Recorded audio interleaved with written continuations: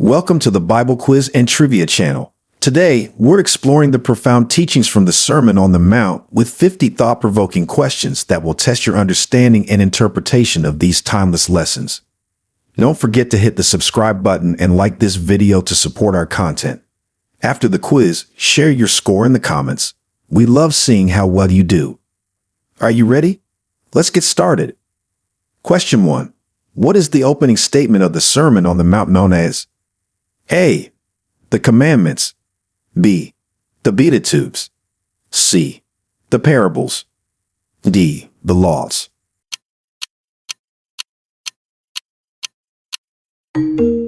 Answer: B. The Beatitudes. The opening statements of the Sermon on the Mount are known as the Beatitudes. They are a series of blessings pronounced by Jesus that describe the nature and state of the people who are blessed because of their righteous behaviors and hearts. Matthew 5-3:12.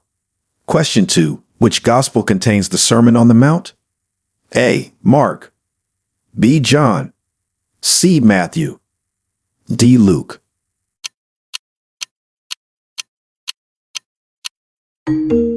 Answer: C. Matthew. The Sermon on the Mount is found in the Gospel of Matthew, chapters 5-7. It contains a comprehensive collection of Jesus' teachings and is considered a key element of Christian ethics. Matthew 5-7. Question 3. How many Beatitudes are there in the Sermon on the Mount? A. 8. B. 7. C. 10. D. 9.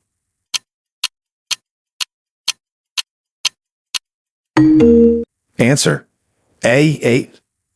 There are 8 Beatitudes listed in the Sermon on the Mount, each beginning with "Blessed are" and describing the virtues and rewards of different groups of people. Matthew 5-3:10. Question 4. What does Jesus say about those who are poor in spirit? A. They will be comforted. B. Theirs is the kingdom of heaven. C. They will inherit the earth. D. They will see God.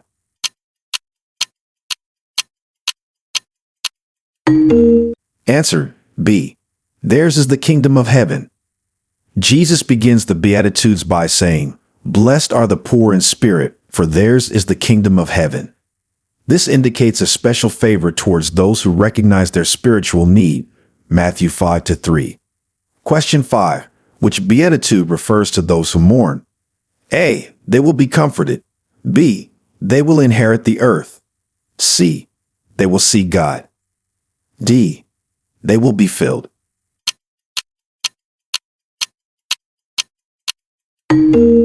Answer: A.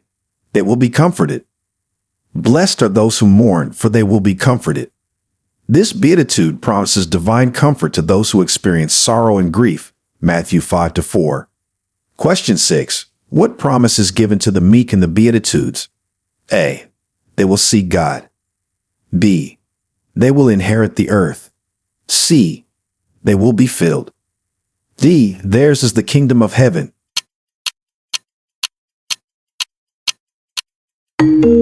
Answer: B.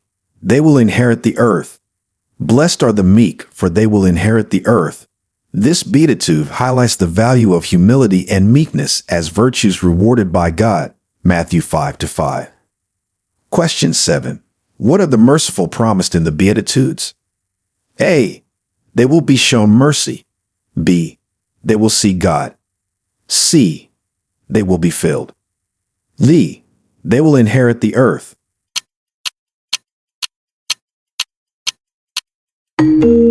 Answer: A. They will be shown mercy. Blessed are the merciful, for they will be shown mercy. This teaching underscores the principle of reciprocal mercy from God towards those who show mercy to others. Matthew 5-7. Question 8. What does Jesus say about the pure in heart? A. They will see God. B. They will inherit the earth. C. They will be comforted. D. They will be filled.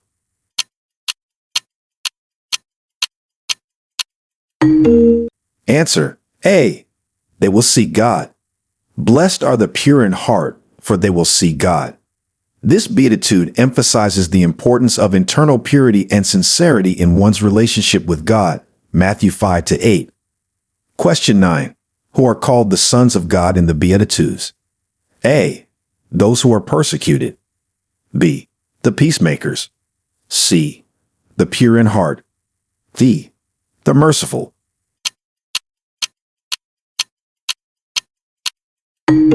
Answer B. The peacemakers. Blessed are the peacemakers, for they will be called sons of God. This statement identifies peacemakers as reflecting the character of God, thus being recognized as his children. Matthew 5-9. Question 10. What are those who are persecuted for righteousness' sake promised? A. They will see God. B. Theirs is the kingdom of heaven. C. They will be comforted. D. They will inherit the earth.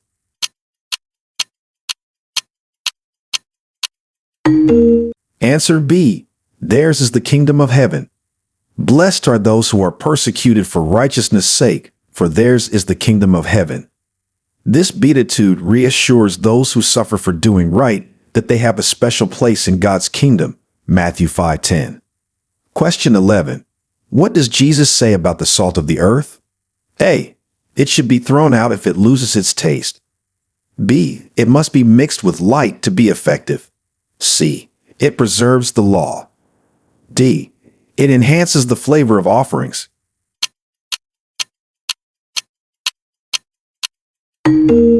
Answer A.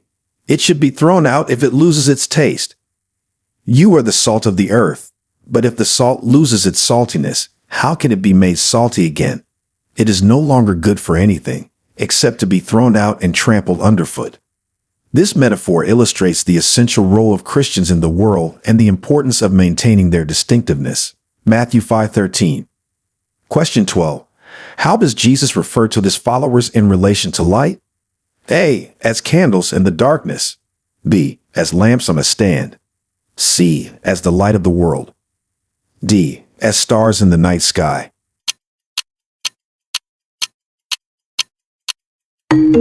Answer C. As the light of the world. You are the light of the world. A town built on a hill cannot be hidden. This metaphor emphasizes the visibility and influence that Christians should have in the world. Matthew 5:14. Question 13. What does Jesus say about the law and the prophets? A. He came to abolish them. B. He came to fulfill them. C. He came to correct them. D. He came to enforce them.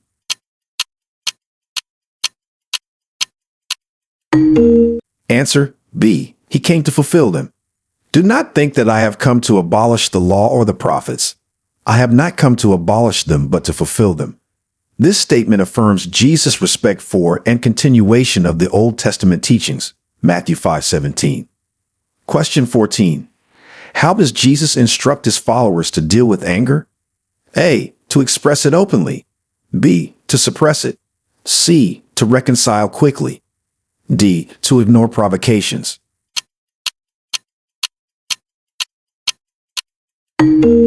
Answer C. To reconcile quickly. But I tell you that anyone who is angry with a brother or sister will be subject to judgment. And therefore, if you are offering your gift at the altar and there remember that your brother or sister has something against you, leave your gift there in front of the altar.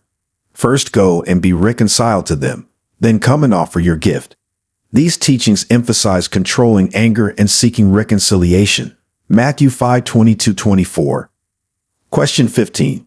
What does Jesus teach about reconciliation with your adversary? A. To defeat them in court. B.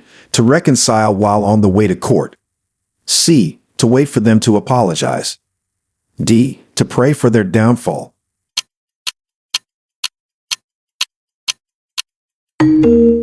Answer B. To reconcile while on the way to court. Settle matters quickly with your adversary who is taking you to court. Do it while you are still together on the way, or your adversary may hand you over to the judge.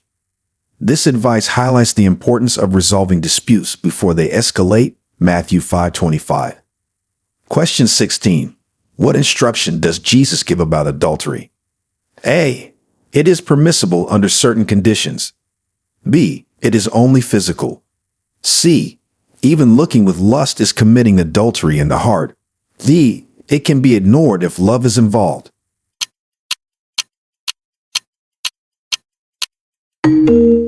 Answer C. Even looking with lust is committing adultery in the heart. You have heard that it was said, "You shall not commit adultery." But I tell you that anyone who looks at a woman lustfully has already committed adultery with her in his heart. This expands the understanding of adultery to include lustful intentions, not just actions. Matthew 5:27-28. Question 17. How does Jesus address the issue of divorce? A. He encourages it if there is unhappiness. B. He permits it for any reason. C. He allows it only in the case of marital unfaithfulness. D. He completely forbids it.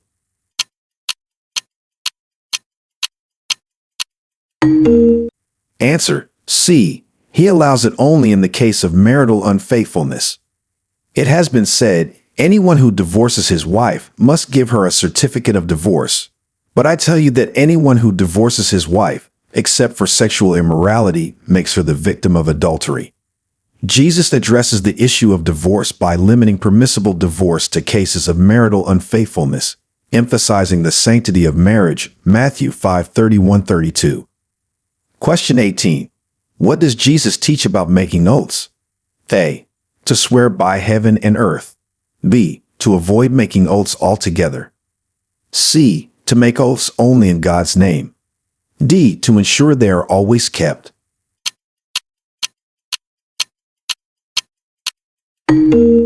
Answer B. To avoid making oaths altogether.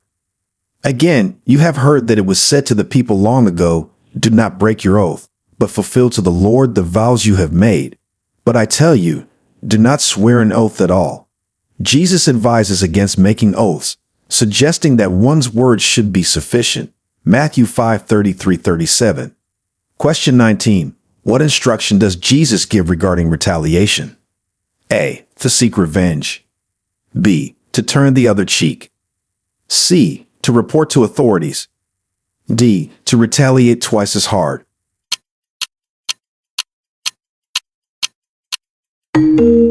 Answer B. To turn the other cheek. You have heard that it was said, "Eye for eye and tooth for tooth." But I tell you, do not resist an evil person. If anyone slaps you on the right cheek, turn to them the other cheek also. This instruction teaches against retaliation and promotes a posture of non-resistance to evil. Matthew 5:38-39. Question 20. What does Jesus say about loving your enemies? A. It is optional. B. To love those who love you back.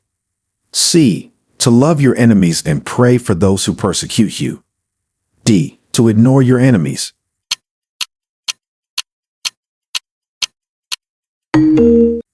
Answer C. To love your enemies and pray for those who persecute you. You have heard that it was said, "Love your neighbor and hate your enemy." But I tell you, love your enemies and pray for those who persecute you.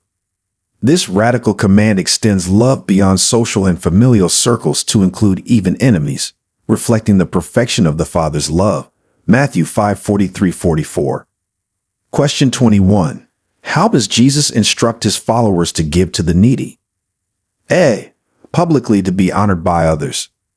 B. In secret, so that the left hand doesn't know what the right hand is doing. C. Only through the church. D. As much as possible, without limits.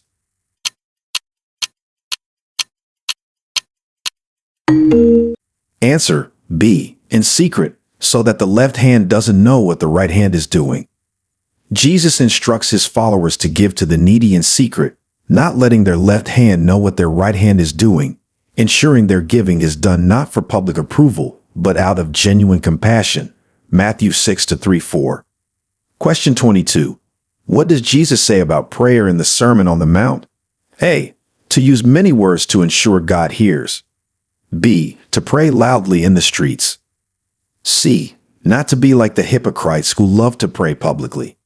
D. Prayer is only for the Sabbath.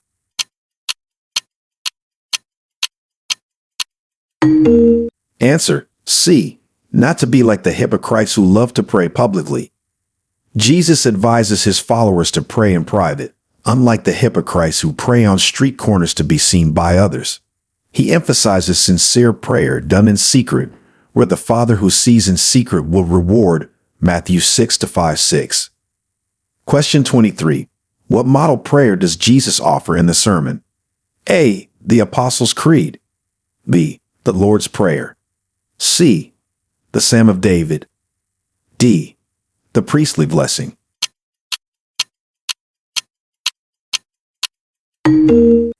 Answer B. The Lord's Prayer. Jesus offers the Lord's Prayer as a model for prayer, teaching his disciples how to pray by acknowledging God's holiness, submitting to his will, and asking for daily provision, forgiveness, and deliverance from evil. Matthew 6 to 9:13. Question 24. How does Jesus instruct us to fast? A. With a sad countenance to show sacrifice. B. Publicly so that everyone knows.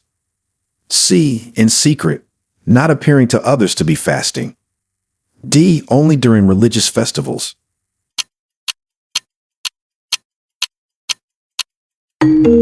Answer C. In secret, not appearing to others to be fasting. Jesus instructs his followers to fast in secret, without making it obvious to others by disfiguring their faces, so that the fasting is genuine and seen only by God, who rewards it. Matthew 6, 16, 18. Question 25. What does Jesus teach about laying up treasures? A. To store up as much as possible on earth. B. To focus on heavenly treasures, not earthly ones. C. That wealth on earth is a sign of divine favor. D. Only the poor will inherit the kingdom of heaven.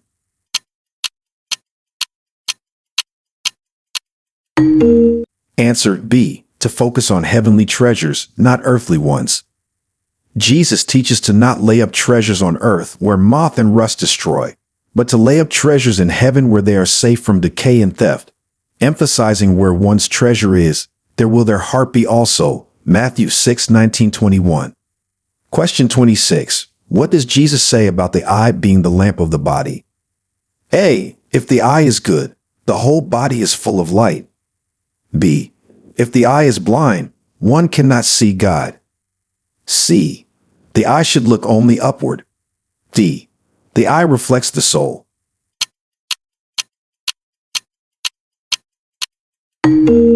Answer A.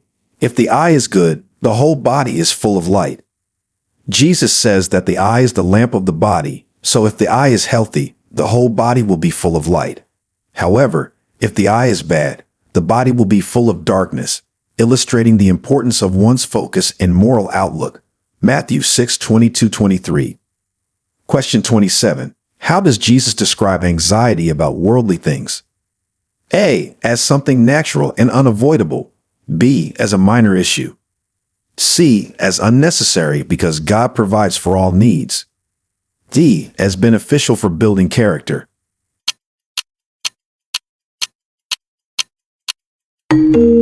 Answer C. As unnecessary because God provides for all needs. Jesus teaches not to be anxious about life, what to eat or drink, or about the body, what to wear. He points to the birds and the lilies as examples of God's provision, urging trust in God, who knows all needs. Matthew 6, 25, 34. Question 28. What famous phrase does Jesus use to instruct us to judge others? A. Judge not, that you be not judged. B. Use righteous judgment. C. Only God can judge me. D. Judge and prepare to be judged.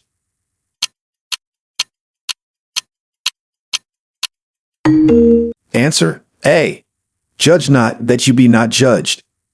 Jesus warns, judge not, that you be not judged. He explains that the measure you use to judge others will be the measure used against you, promoting humility and self-examination before judging others. Matthew 7 to 1, 2. Question 29. What does Jesus say about asking, seeking, and knocking? A. It should be done only as a last resort.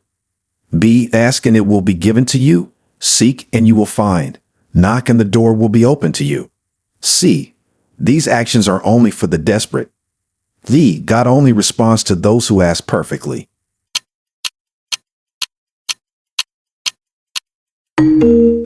Answer B. Ask and it will be given to you. Seek and you will find. Knock and the door will be open to you. Jesus encourages persistent seeking, asking, and knocking as a way to receive from God, find what is sought, and open closed doors, emphasizing God's readiness to respond to persistent faith. Matthew 7-8. Question 30. What does the golden rule state? A. Do unto others as they do to you. B. Do unto others as you would have them do unto you. C. Treat others as they deserve. D. Give to others, expecting nothing in return.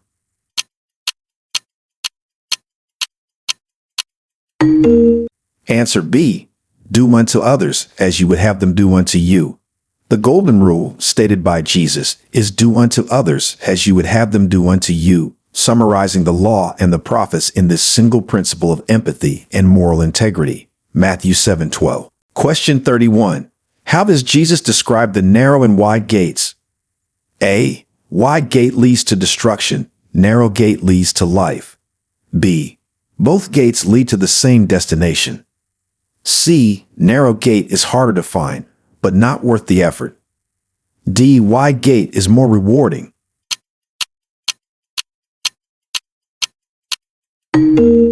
Answer A. Wide gate leads to destruction. Narrow gate leads to life. Jesus describes two paths, a wide gate and easy road that leads to destruction, and a narrow gate and difficult road that leads to life, emphasizing the choice between the popular path and the righteous path. Matthew 7:13-14. Question 32. What warning does Jesus give about false prophets? A.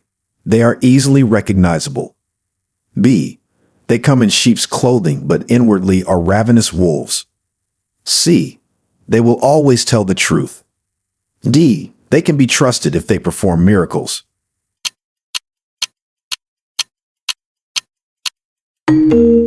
Answer B. They come in sheep's clothing, but inwardly are ravenous wolves. Jesus warns of false prophets who appear harmless like sheep, but are actually dangerous wolves, advising discernment by looking at the fruits of their actions to judge their true nature. Matthew 7:15-16. Question 33. What analogy does Jesus use to describe those who hear and follow his words? A. Like a tree planted by streams of water. B. Like a builder who built his house on the rock. C. Like a bird that finds shelter during a storm. D. Like a soldier who follows orders.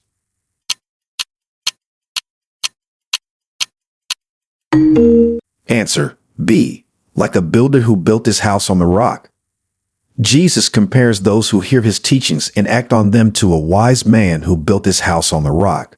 When storms came, the house stood firm because it was founded on the rock. Matthew 7:24-25. Question 34. What analogy does Jesus use to describe those who hear his words but do not follow them? A. Like a builder who built his house on the sand. B. Like a leaf blown by the wind. C. Like a lost sheep. D. Like a withered plant.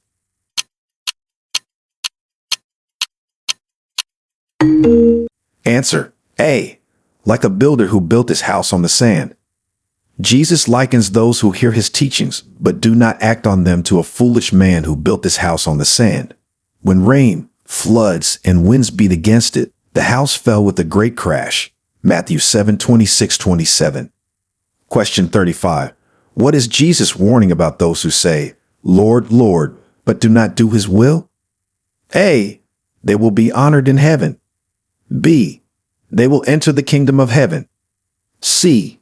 Not everyone who says to me, Lord, Lord, will enter the kingdom of heaven. D. They will receive a lesser reward.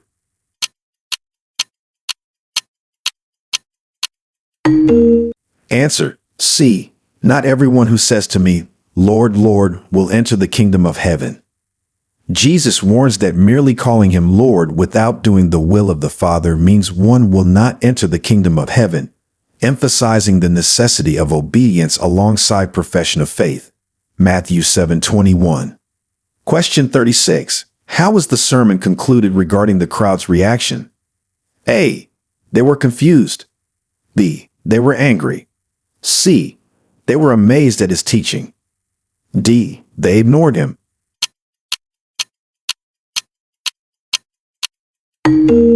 Answer: C.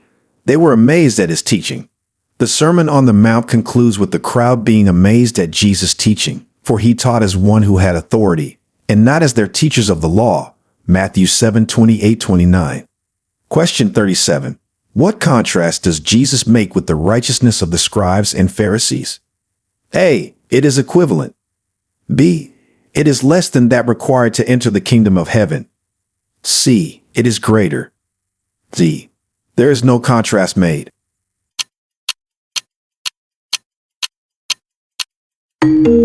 Answer: B. It is less than that required to enter the kingdom of heaven. Jesus asserts that unless one's righteousness surpasses that of the scribes and Pharisees, they will certainly not enter the kingdom of heaven, pointing to a deeper, more genuine adherence to God's will. Matthew 5:20. Question 38.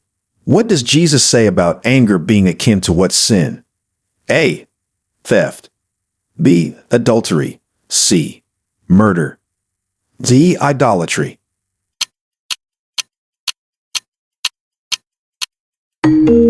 Answer: C.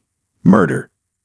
Jesus equates anger with murder in the context of moral culpability before God, teaching that being angry with a brother or sister will subject one to judgment, just as if one had committed murder. Matthew 5:21-22. Question 39. How does Jesus use hyperbole about plucking out an eye? A. To encourage literal self-mutilation. B. To illustrate the seriousness of avoiding sin. C.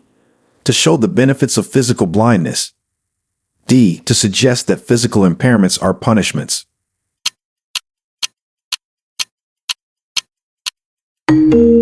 Answer: B. To illustrate the seriousness of avoiding sin. Jesus uses hyperbole, like advising to pluck out an eye or cut off a hand if it causes one to sin, to emphasize the extreme measures one should take to avoid sin, highlighting the seriousness of maintaining moral integrity. Matthew 5:29-30. Question 40. What does Jesus say is more than external cleanliness? A. Inner purity. B. Physical appearance. C. Social status. D. Wealth.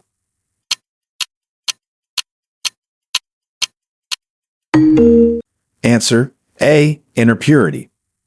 While not directly stated in these exact words in the Sermon on the Mount, the broader teaching of Jesus throughout the Gospels emphasizes that internal purity, sincerity, and righteousness are more important than external observance of religious rituals or appearances, which aligns with his criticisms of the Pharisees in other parts of the Gospels. Matthew 23:25-28. Question 41. How does Jesus recommend dealing with a sinful member of the body? A. Ignore it as it is not important. B. Pray for its healing. C. Cut it off or pluck it out if it causes you to sin. D. Bless it and it will stop sinning.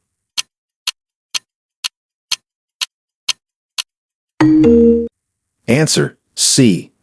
Cut it off or pluck it out if it causes you to sin.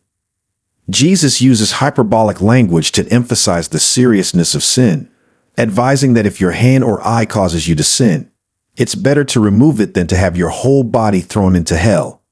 This illustrates the extreme measures one should take to avoid sin. Matthew 5:29-30. Question 42. What does Jesus say about the treatment of enemies compared to the general expectation of the time? A. Treat them with disdain. B. Love your enemies and pray for those who persecute you. C. Avoid them at all costs. D. Defeat them in debates.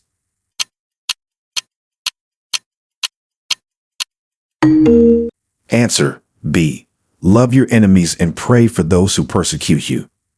Contrary to the common ethos of retaliation, Jesus instructs to love your enemies and pray for those who persecute you, highlighting a radical departure from traditional responses to enmity. Matthew 5:44. Question 43. What does Jesus mention about the effectiveness of prayer in secret? A. It is less effective than public prayer. B. It should be avoided as it is selfish. C. God who sees in secret will reward you openly. D. It is only for the weak in faith.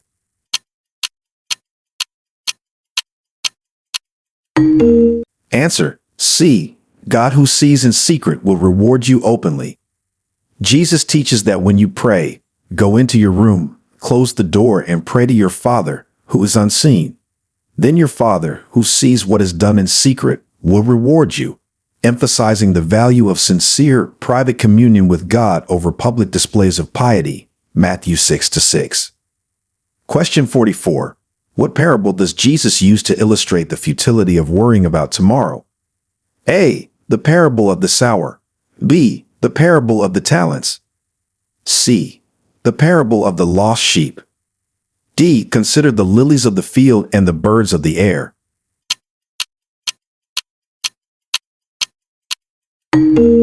Answer: D. Consider the lilies of the field and the birds of the air. Jesus uses the example of the lilies of the field and birds of the air to teach about the futility of worrying. He explains that if God so clothes the grass of the field and feeds the birds, he will certainly care for humans, who are of more value than these. Matthew 6:26-28. Question 45. What does Jesus mean by, do not throw your pearls before swine? A. Do not waste good things on those who do not appreciate them. B. Keep all valuables away from animals. C. Jewelry should not be worn openly. D. Only give gifts to those who understand their value.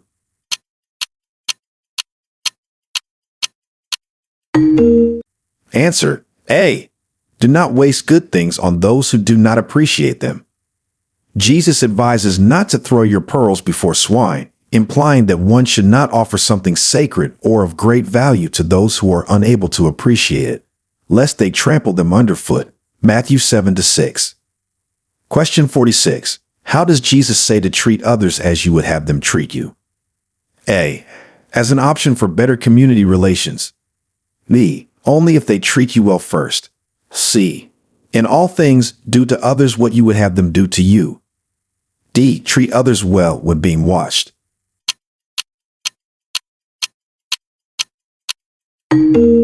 Answer: C. In all things, do to others what you would have them do to you. The golden rule as taught by Jesus says, in everything, do to others what you would have them do to you, which encapsulates the essence of ethical conduct and empathy. Matthew 7:12. Question 47. How does Jesus illustrate the law of reciprocity? A. Through the parable of the unmerciful servant. B. By the measure you use, it will be measured to you. C. By promoting equal exchanges in trade. D. Encouraging competitive behavior.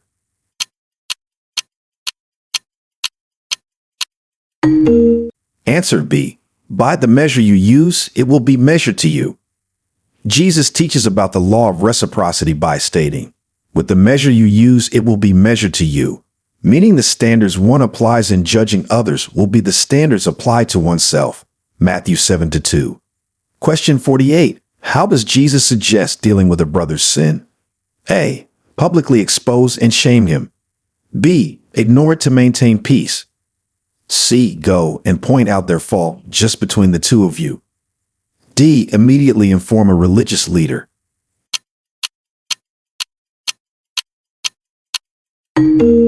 Answer: C. Go and point out their fault just between the two of you. Jesus advises dealing with another's sin by first discussing the matter privately to resolve the issue without embarrassing them publicly, promoting a spirit of reconciliation and restoration. Matthew 18:15-17. Question 49. What does Jesus mean by the light of the body is the eye? A. The body's health depends on physical sight. B. If your eye is healthy, your whole body will be full of light. C. Everyone naturally has spiritual insight. D. That eye can absorb light.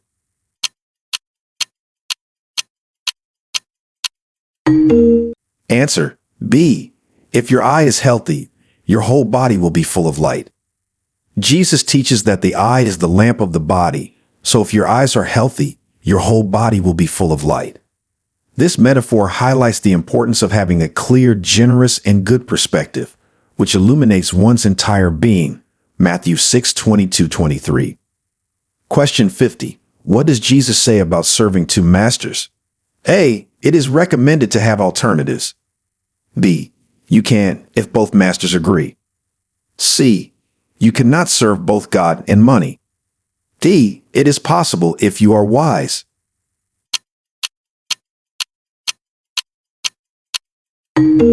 Answer: C. You cannot serve both God and money.